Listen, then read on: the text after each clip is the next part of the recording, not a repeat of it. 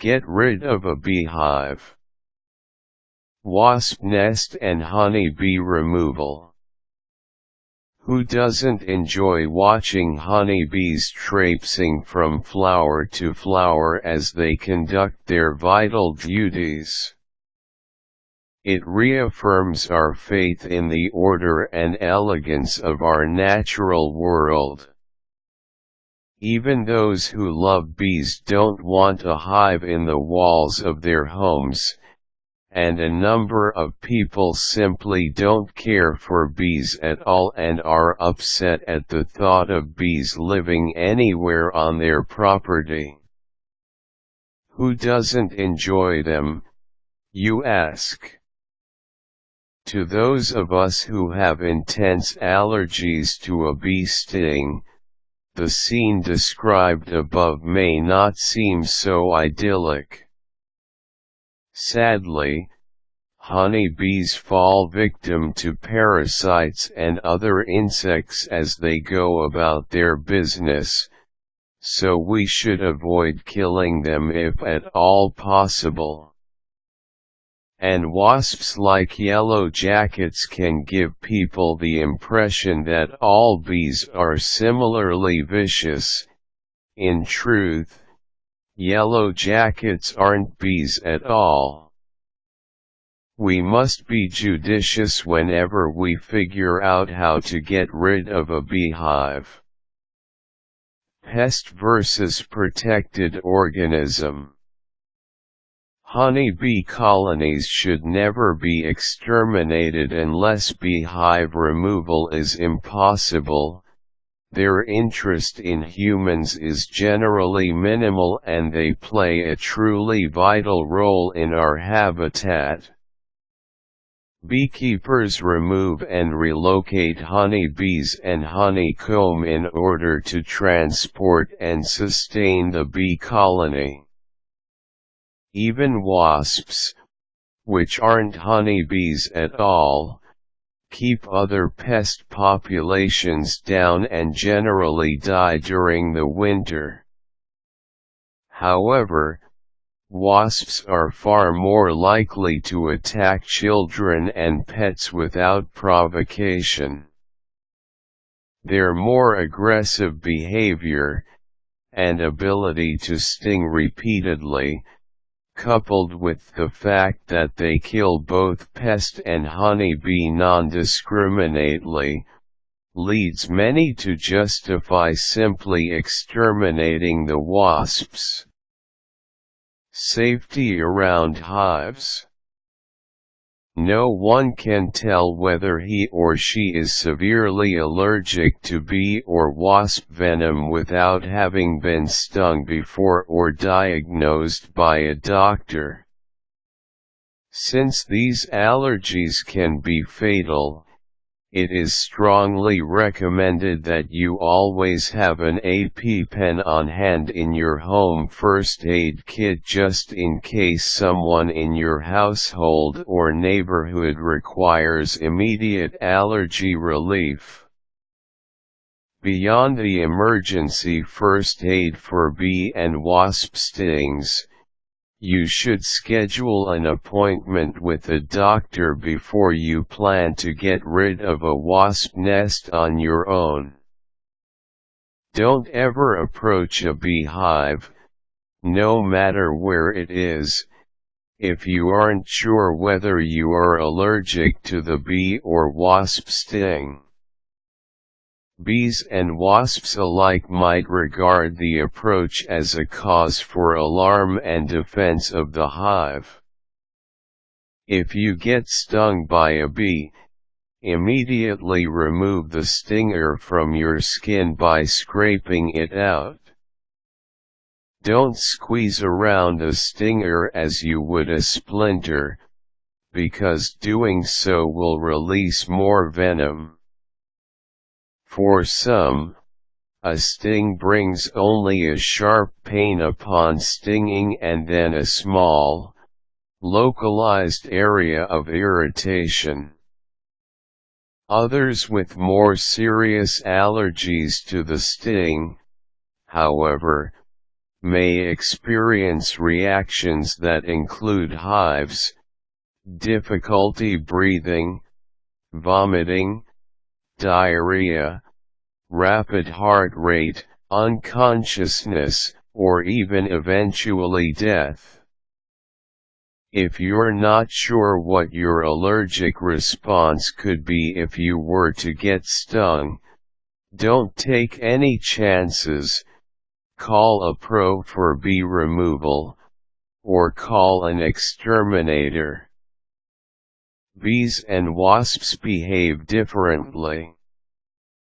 Once a doctor has confirmed that you have no allergy to bee venom, observe the bees flying to and from the beehive, and take note of basic bodily features of the bees a safe distance from the hive itself.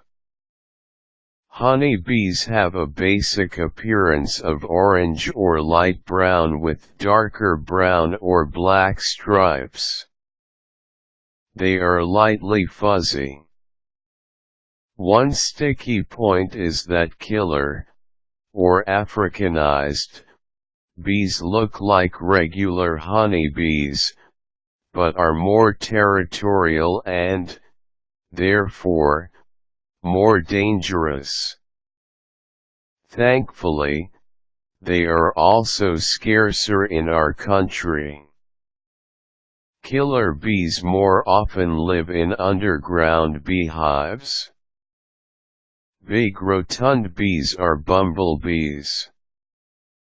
In coloration, they most resemble honeybees, though bumblebees usually look fuzzier and can sometimes be completely black. In general, wasps aren't as hairy as honeybees and have thinner, sleeker bodies as well as different coloration. Yellow jackets and paper wasps are bright yellow and black in color, but not surprisingly yellow jackets have more yellow. What does a beehive look like? If you can plainly see the hive from a safe distance, its shape can help you figure out whether it's a honeybee hive or a wasp nest. A paper wasp nest can have an umbrella shape to it, and both paper wasp and yellow jacket hives are made of pulpy, papery-looking substances. Honeybee hives, on the other hand, are made of wax. Location of the hive or nest does not indicate what kind of insect you have on your property. Wasps and bees alike can live underground, out in the open or within walls. Exterminating a wasp nest. If you judge that you, your loved ones or pets are in sufficient danger to warrant extermination of a wasp nest, you can possibly exterminate the hive on your own. First, you must make sure that the hive is not filled with honeybees. To exterminate a honeybee hive would be a sad and pointless loss. Only exterminate wasps yourself if the wasp nest is relatively small, in plain sight and within reach of a handheld spray can. Goggles are a good safety precaution. If all of those conditions are met, then all you have to do is buy a spray can of wasp killer at your local home and garden store and follow the instructions carefully. The pesticide usually recommends nighttime for extermination. Wasps return to their hive around nightfall. Don't stick around after spraying the pesticide. Make sure you have a swift escape planned, and leave the area rapidly.